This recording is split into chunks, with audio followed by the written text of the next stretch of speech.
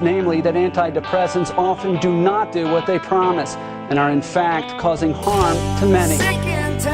Dr. Steve Hotze is suing over Obamacare's employer mandate. It's time for a wellness revolution. Brought to you by Hotze Health and Wellness Center. Honest discussion on maintaining health and wellness naturally to enjoy a better quality of life. He's the doctor fighting to let you keep your doctor. Now, Dr. Stephen Hotze.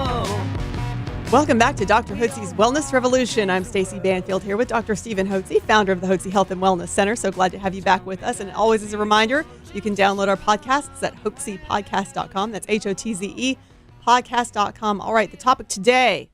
This was something that shocked me when I was in my 30s, when I first actually came to the center. And I didn't think I had this issue because it's silent, and it's osteopenia, osteoporosis. And when I found out I had bone loss in my 30s, that was a difficult day for me because I thought, well, I'm so young. How can I possibly have something like this? And so there are a lot of people out there who right now are experiencing bone loss, but you're never going to know it until you get tested. So Dr. Hotze, why don't you share with the audience more about osteopenia and osteoporosis? Well, of course, I think most educated people have heard the term osteoporosis. Maybe you aren't familiar with the term osteopenia. It's just degree of bone loss. Osteoporosis means porous bones, okay? They've lost their density. They're brittle. They're easily broken. Osteopenia means moderate bone loss. It's a degree. So if you go from here having good bones, osteopenia, you've got some moderate bone loss, and osteoporosis, you have severe bone loss. Obviously, the more severe the bone loss, the more likely you are to develop a fracture of your bones. And most commonly, the bone that fractures is the hip bone because women, it happens in men as well, but women tend to have this problem more frequently, but a slip and a fall on their hip. If the hip is osteoporotic, it's going to fracture. And interestingly enough, the incidence of hip fracture compared to breast cancer, uterine cancer, and ovarian cancer all combined is greater than those three cancers combined. It's a very serious problem, and about 25% of the women or individuals, could be males too, who fracture their hip after the age of 50, 25% don't live out the next year of their lives. And it used to be much higher than that before we could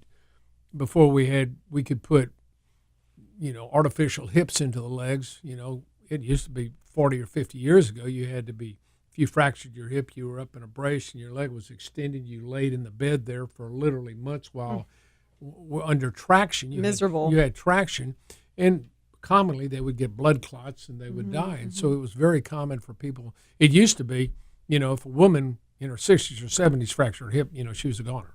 I mean, she was going to die. There was just nothing basically that could do. Eventually she would die very quickly. But now with new prosthesis we have for hips and various things that's helpful. Of course, any bone can fracture. A person can slip when they're osteoporotic or osteopenia. You can slip even when you got healthy bones. Slip, fall on your wrists, and fracture those. But it happens obviously much more commonly in an individual that has bone loss. Now, or significant bone loss with osteoporosis.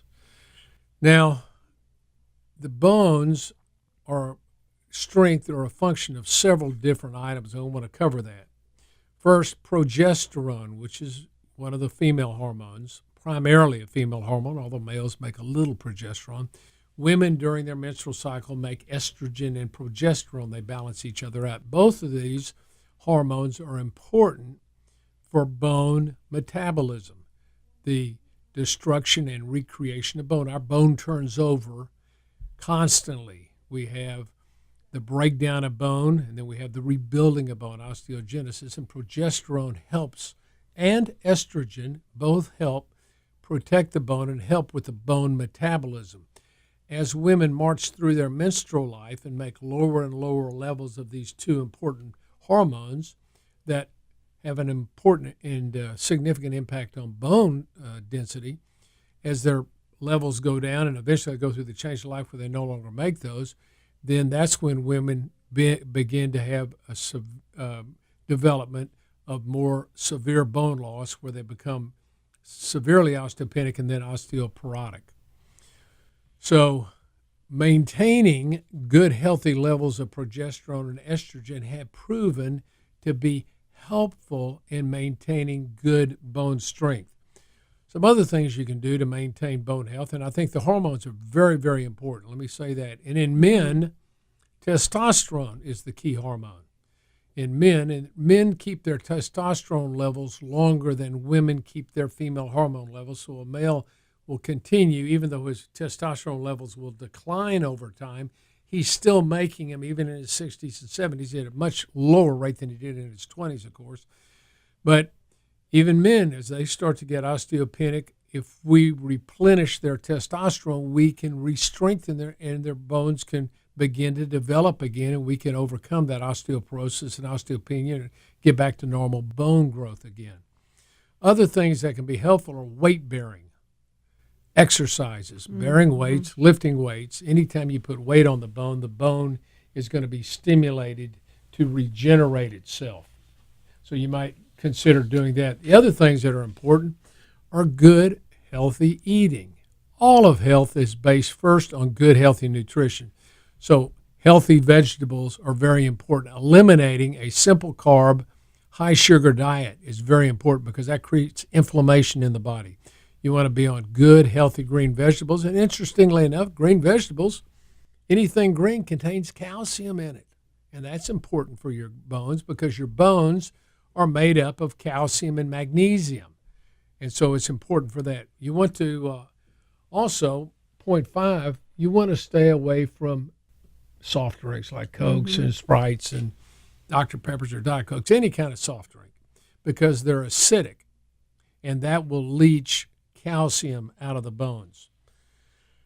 Another thing that's very important for bone health is vitamin D. Now, vitamin D, we have found, and studies around the nation have found that at least 80 to 90% of individuals in America have very, very low vitamin D levels. And vitamin D is very important for bone metabolism. So I take, for instance, 15,000 units of vitamin D daily to get my levels up into a good level. The range goes anywhere from 20 to 100, and you want to get it up into the range of 70 or 75, 80. Get it up to 100. It's fine. It's not going to hurt you. It's going to be healthy for you, not only in your bones, but in your immune system and heart health. Vitamin D is very, very important. So it's important if you've got low vitamin D levels and you've got osteoporosis and osteopenia, well, you sure want to make sure you've got good vitamin D levels. That will help. Another important vitamin is vitamin K. Vitamin K has numerous effects. It helps diminish blood clotting. It helps thin out the blood. It helps pull calcium out of the arteries. But it also helps rebuild the bones. So vitamin K is very important for that. And finally, you want to avoid cigarette smoking and limit your intake of afternoon libations or cocktails. So both these can be harmful to bone metabolism and bone growth. What we found at the Hotze Health and Wellness Center is those individuals who've come in and who have had osteopenia or osteoporosis. I don't know what you have done. Have you had your bone density done, and what's happened? Yeah, so it actually reversed, and that was after I was put on progesterone and vitamin D, and it was amazing. So I mean, it was great to be I'm feeling happy about that. Absolutely. And I'll mention something. The reason we see in many young women we see osteopenia is because many of them have been on birth control pills for a number of years, maybe 10 years, 10 or 15 years. And when they're on birth control pills, it shuts down the function of the ovaries. You don't make your natural progesterone or natural estrogen. These are counterfeit hormones that are in the birth control pills. They're not natural, so they turn off the production of your natural hormones. And birth control pills, the counterfeit hormones in birth control pills, don't stimulate bone growth. So that's why we see in many younger women that you wouldn't expect it, we see them having osteopenia osteopenia routinely in their 30s because they've been on birth control pills. So if you're on birth control pills, know that can be a problem. Right. And I was actually, I'll say it, I was on birth control pills when I was younger too. So, I mean, these are the things that they don't tell you about. They just put you on these things and then you find out the effects down the line. So definitely, Dr. Hotze, that was such great information. And I know that it reached just the right people. So, yeah, I do want to mention too. Yes. Oftentimes, now when you have osteopenia and osteoporosis, obviously here at the Hotze Health and Wellness Center, we're going to treat it naturally. We're going to use natural estrogen. We're going to use natural progesterone. We're going to use vitamin D, vitamin K. We're going to get you on a good, healthy eating program and encourage some weight-bearing activities, those sort of things. Get you off soda water and all that. And so we're going to make some natural recommendations for natural approaches to regaining bone health, which we found works fine. You go to a conventional doctor, they're going to put you on what are known as biphosphonates, like Fosamax, and let me give you a few names of those. What are those? Well, Fosamax is what we don't use them, so I can't remember all the names, but all these biphosphonates do not create real bone growth. They do not allow for the normal metabolism in the bone. They create a false coating on the bone that on bone density tests looks like you have bone, but the bones remain brittle. It also has numerous side effects, but the most dangerous, it causes necrosis or death of the jawbone. This is a serious problem. So I would not, look, you don't have osteoporosis because you're short, your body is low in some pharmaceutical drug.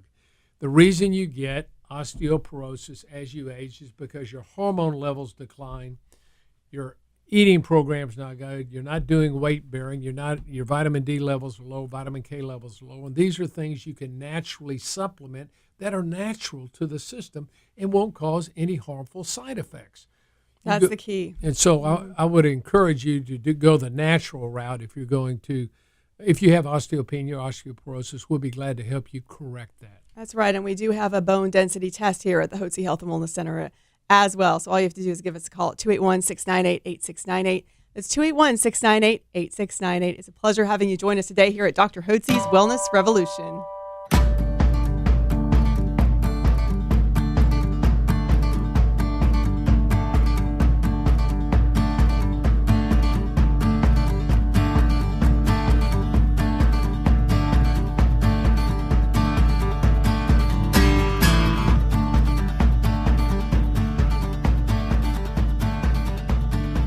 Information provided on this radio program is neither intended nor implied to be a substitute for professional medical advice and is not intended to replace the services of a physician, nor does it constitute a doctor-patient relationship. You should not use information from this radio program to diagnose or treat a health problem or disease without consulting with a qualified healthcare provider. If you have or suspect you have an urgent medical problem, promptly contact a professional healthcare provider or call 911. Dr. Hotze's Wellness Revolution radio program advises you to always seek the advice of a physician or other qualified health provider prior to starting any new treatment or with any questions you may have regarding a medical condition. Any application of the recommendations from this radio program is at the listener's discretion.